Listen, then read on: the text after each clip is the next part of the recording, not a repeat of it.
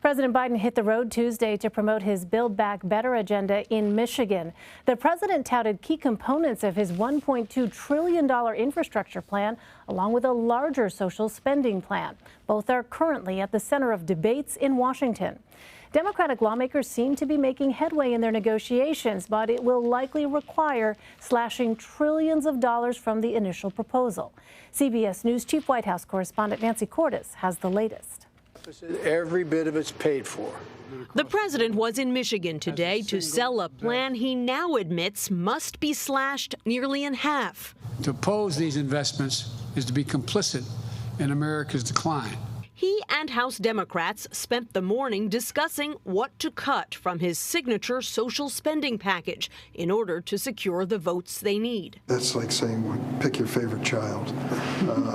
These are good programs. Democrats told the president they're most wedded to the bill's new climate protections, paid family leave, universal pre-K, and an extension of the child tax credit. We've been talking about everything. Today, one of the holdouts, West Virginia's Joe Manchin, said child care is his priority, too. And I've always said children on the front end, and I think that's so important, people being able to get back to the workforce. But that leaves other measures in limbo, including 2 free years of community college and adding dental and vision coverage to Medicare. There's going to have to be give on every side to get this done, and I think we do. As they haggled, Washington drew one day closer to crisis as Republicans continued to block Democrats from quickly raising the nation's debt ceiling. That would require getting consent from every single Republican. I can't imagine that would happen. Treasury Secretary Janet Yellen warned today that defaulting could trigger a national recession. It would be catastrophic to not pay the government's bills. Nancy Cordes joins me now from the White House. Nancy, with Republicans continuing to block Democrats on the debt ceiling, how can Democrats end up raising the limit? What are the next steps? Well, they don't have very many options. What Republicans are pushing them to do, and what's looking more and more like their only real path here, is to use the reconciliation process. And what that means is they lift the debt ceiling on their own, but it takes more time. It kind of ties them up for about a week or more to get it across the finish line in the Senate. And beyond that, it sort of opens them up to this amendment process that you wouldn't see otherwise, where Republicans and Democrats can offer endless amendments. It kind of opens up a Pandora's box where the two sides are voting on any number of issues that Democrats may or may not want to vote on, could put them in a sticky situation. And so that's something that they had been hoping to avoid, but they're closer and closer to the hard place and the rock, because the deadline is October 18th, according to the Treasury Secretary.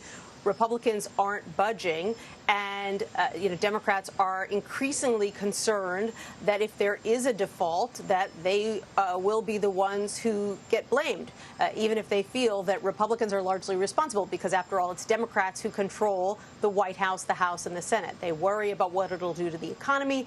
They worry about voters blaming them.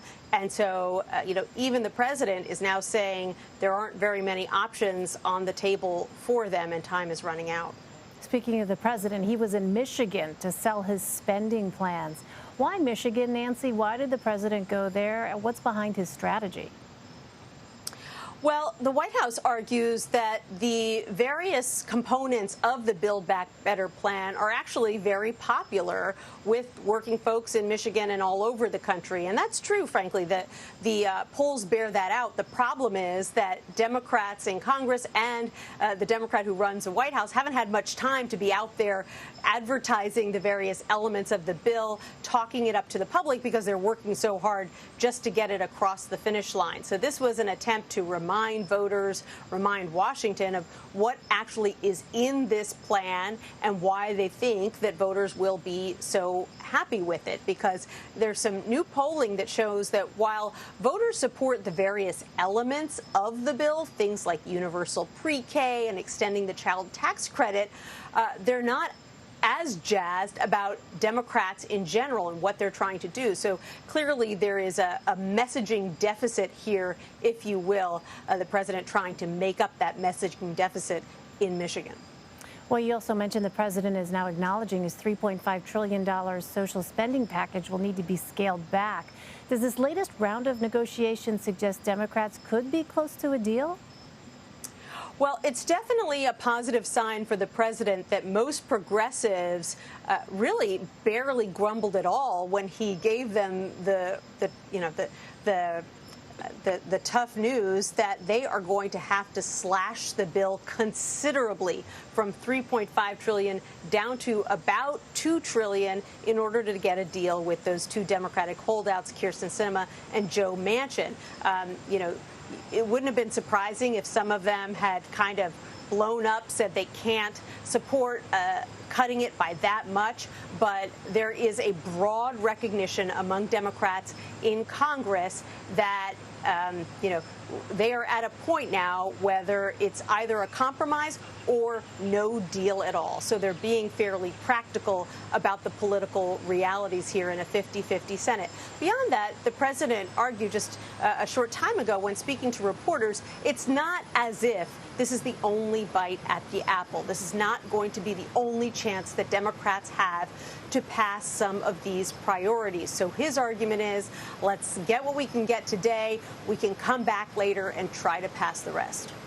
And Nancy, as we've been saying, the social spending package is different than the infrastructure plan. Remind us, where will the funding come from to pay for both of these plans? Both plans are paid for in very different ways. The bipartisan infrastructure bill, because it is bipartisan, was more challenging to find funding sources for it because, as you can imagine, Democrats and Republicans didn't always agree on how you should pay for the plan. Republicans, for example, would have liked to cut some social programs. Democrats don't like that. They would have liked to raise taxes. Republicans don't like that. So at the end of the day, it was sort of half funded. It is actually going to add to the deficit, according to congressional budget analysts. And the measures that are used to pay for it are, a little bit dubious. Things like using unspent pandemic funds, for instance. There's a lot of skepticism about just how lucrative those funding sources are. Now, when it comes to the Democrats' big social spending bill, that will be paid for with tax increases, both most likely a hike in the corporate tax rate and some increases in taxes for the wealthiest Americans. But even that is still up for debate because, once again, those two senators who hold the keys to 50 votes in the Senate, Kyrsten Sinema and Joe Manchin, they don't want to raise the corporate tax rate, for instance, as high as many Democrats would be comfortable doing. And so that is still up for debate as well. All right, to be continued. Nancy Cordes at the White House. Nancy, thank you very much. You're welcome.